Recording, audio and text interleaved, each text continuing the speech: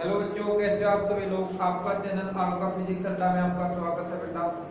और जैसा कि आपको पता है कि 12th क्लास में हमने इलेक्ट्रिक पोटेंशियल और कैपेसिटेंस का चैप्टर स्टार्ट कर रखा है, तो अब उसी पे हम आगे कंटिन्यू करेंगे। एक पॉइंट और उससे पहले, जैसा ही पता है कि कल हमारा जो आने वाला टाइम है, कल 10 तारीख को मदर्स डे है, जो कि सबकी लाइफ में एक मोस्ट इंपोर्टेंट दिन होता है बेटा। तो आज मैं आप लोगों को इस वीडियो के माध्यम से एक बात और बोलना चाहूंगा कि जस्ट हमारी माँ है, जो हमारी पूरी जिंदगी काम करती है, 365 दिन लगी रहती है दिन रात हमारी केयर करने में, फैमिली केयर करने में। तो हम चाहे बॉयज हैं गर्ल्स, हमारा फर्ज बनता है कि कोशिश की जाए कि हम माँ को एक दिन की छुट्टी, एक दिन का रेस्ट दिलाएं।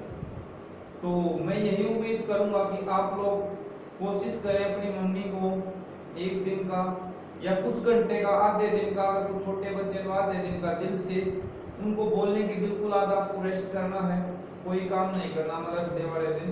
तो अगर आप इतना कर पाए तो बहुत मुझे भी सेटिस्फेक्शन और आपको भी बहुत ज्यादा सेटिस्फेक्शन मिलेगा। तो एक अच्छी बात है बेटा, अगर आप फॉलो कर पाओ तो ठीक है, अदरवाइज भी ठीक है, तो कोई बात नहीं। उसके बाद हम आगे अपना यही मैसेज था, अब अपना कंटिन्यू करते हैं। इलेक्ट्रिक पोटेंशियल और कैपेसिटेंस में लास्ट क्लास में हमने पैरेलल प्लेट कैपेसिटर क्या होता है, सॉरी प्रिंसिपल ऑफ कैपेसिटर और जो कैपेसिटर है उसकी डेफिनेशन के बारे में पढ़ा। अब नेक्स्ट टॉपिक हम पढ़ने वाले हैं पैरेलल प्लेट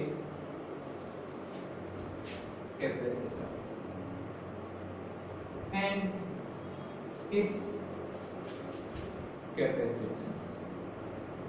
उसकी कैपेसिटेंस कितनी होगी, यानी कैपेसिटी टू स्टोर चार्ज कितनी होगी, ये चीज हम पढ़ेंगे। तो ये चीज देखते हैं बड़ी सिंपल तरीके से। सॉरी, डेफिनेशन हो जाएगी,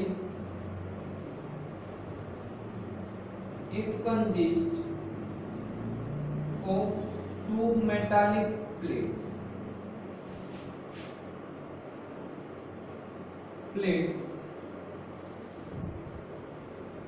placed parallel to each other। उनको रखें कैसे, placed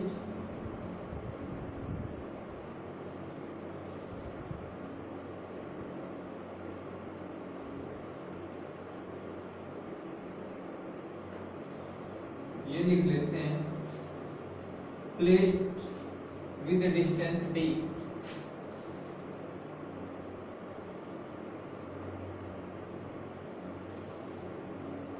ये सेपरेशन लिख लो, एट ए सेपरेशन d,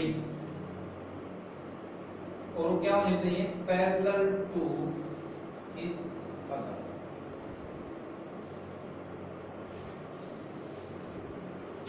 दिखाएंगे कैसे, इट इज शोन एज, और इसमें हमने पढ़ा था बेटा, दो मेटालिक प्लेट में एक तो चार्ज होती है एंड दूसरी अदर, दूसरी जो हमने ली थी अनचार्ज एंड अर्थ, दूसरी की अर्थिंग कर रखी होती है। ये पिछली क्लास में हम लोगों ने पढ़ा था। जैसा कि देखते हैं, ये प्लेट ए, प्लेट बी, इस पे हमने पॉजिटिव चार्ज दे रखा है और इसकी करवा रखी है अर्थिंग। तो ये चीज हम पढ़ते थे, चार्ज होता है, अभी आप रहने दो। तो ये हो जाएगा, और गैप कितना है इनके बीच में, d। तो ये चीज देखते हैं। अब क्या करना है, इसकी कैपेसिटेंस निकालनी है।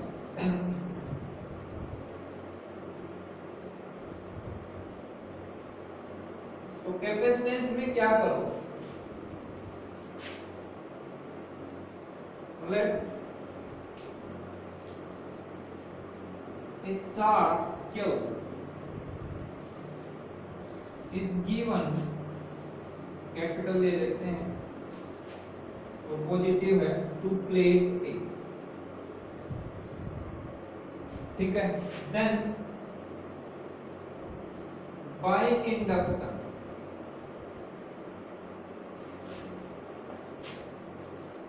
in negative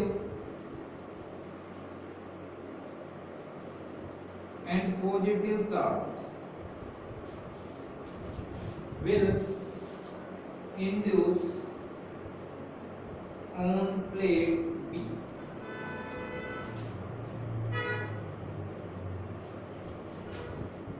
on left and right side, left and right side respectively, left and right side respectively. तो ये बात करते हैं, but as right side of plate B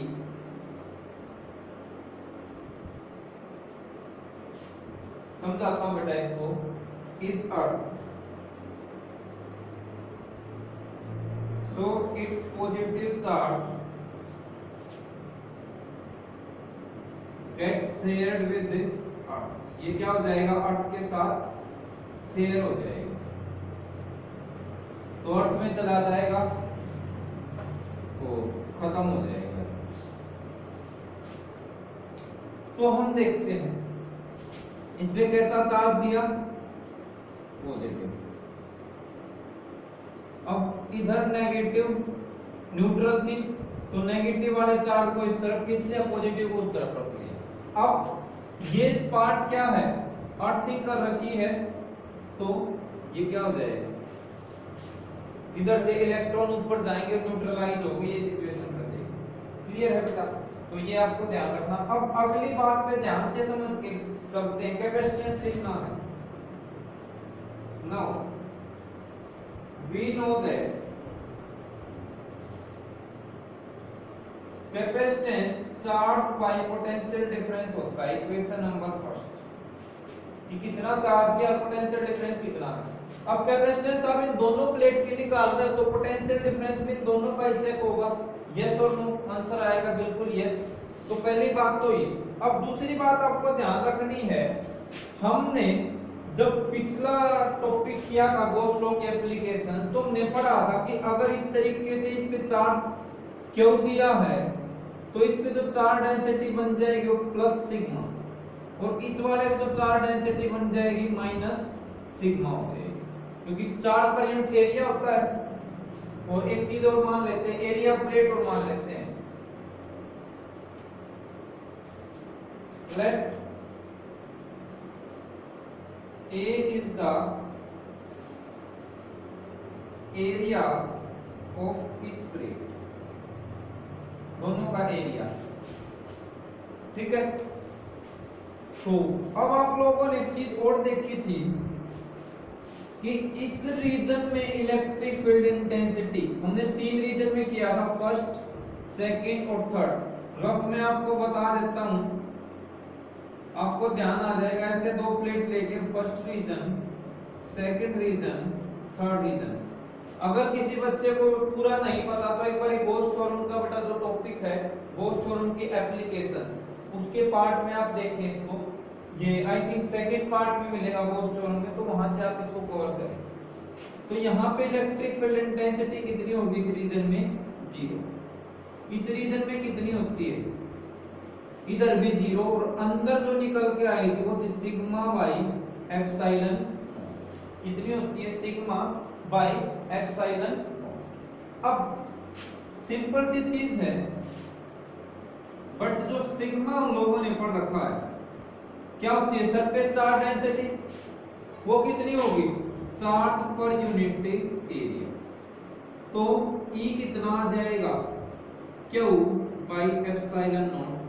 तो अंदर वाले पार्ट में इतना होगा, ठीक है। आप इसको यहाँ पे भी सोल्व कर सकते हो या पूरा लिख भी सकते, लिखेंगे इसको एक्सप्लेन करके। नाउ तो चीजें क्लियर होगी बेटा। डायग्राम से वैसे तो होगा, पर आपको एग्जाम में प्रॉपर टाइपिंग करनी है तो आप थ्योरी में भी यहाँ पे एक्सप्लेन कर सकते हो। Now E outside the plate is 0 and E between the plates, ये आपको सीधा लिखना है, we know that करके, सोल्व नहीं करना क्योंकि डेरिवेशन आप पीछे कर चुके। वो आएगा sigma by epsilon naught, but sigma is equal to Q by A, तो ये कितना हो जाएगा क्यू बाई एप्सिलॉन नॉट। तो आपके पास ई की वैल्यू आ गई, ठीक है। अब हमें क्या चाहिए, पोटेंशियल। तो एक फॉर्मूला और लगेगा, वो फॉर्मूला कौन सा है, आप लोगों ने बड़ी इंपॉर्टेंट रिलेशन पढ़ी थी, is equal to minus DV by D R वाली। तो यहां से dv minus E into D R करके आता है, यानी कि इलेक्ट्रिक फील्ड मल्टीप्लाई डिस्टेंस। तो ये मोस्ट इंपोर्टेंट रिलेशन है, याद रखना आप इसको theoretically. Potential is equal to electric field into distance. तो सीधा आप क्या लिखोगे, h, ये तो रफ में लिखना है ये सारी चीजें, ताकि मैं साथ साथ हर पॉइंट क्लियर कर रहा हूं कहां से क्या चीज ले रहे हैं।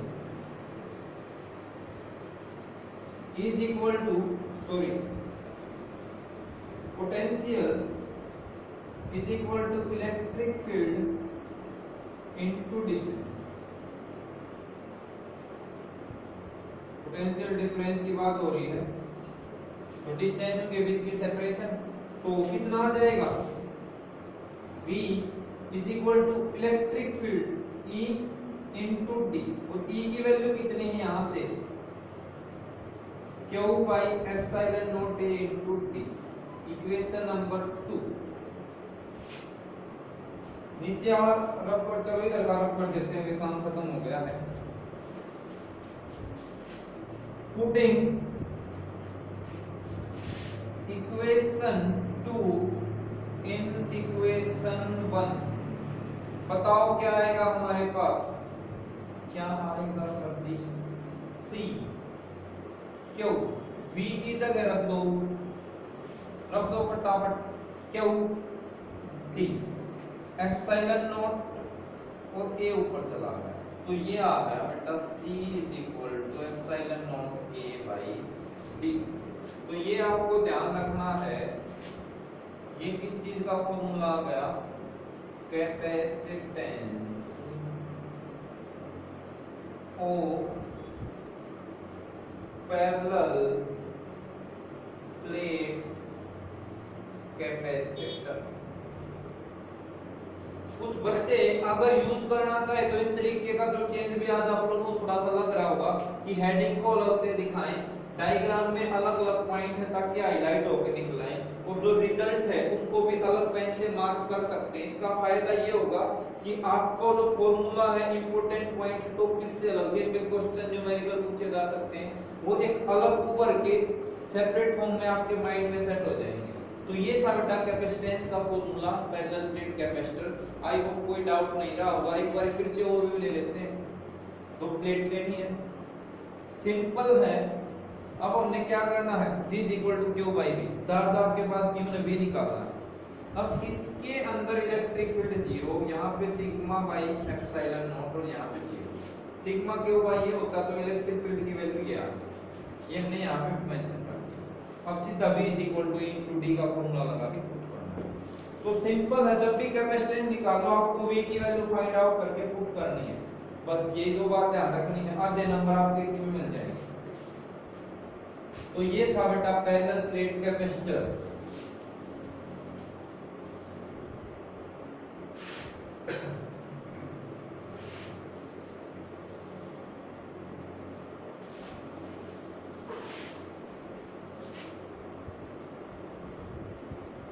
Cylindrical capacitor only for competition. आप जस्ट इसका फॉर्मूला याद रखेंगे, डिटेल में नहीं है, बोर्ड में भी कम ही पूछा जाता है, पर पढ़ सकते हो। बोर्ड में भी एक एनसीईआरटी क्वेश्चन में दे रखा है ये, तो हम बात करते हैं उसी की। अगर हमारे पास एक कैपेसिटर कैसे बनता है, अगर दो कोएक्सियल सिलेंडर बनाए,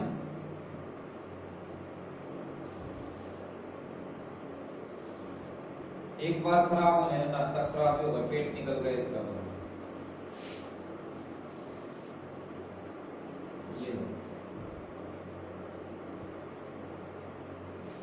ये हमने ले लिया। इस सिलेंडर की लेंथ है L, कितनी है length L, inner radius RA, outer radius RB, तो ये चीज है। तो इसकी कैपेसिटेंस का फॉर्मूला भी देख लेंगे। तो पहले तो definition, it consist of two coaxial cylinder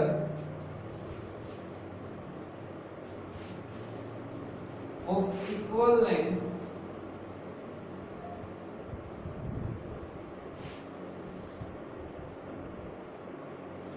but क्या होगा,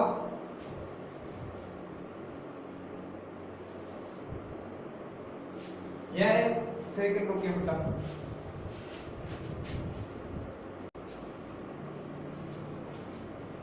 तो equal length and radius RA and RB, ये आप लोगों को दिख रहा है।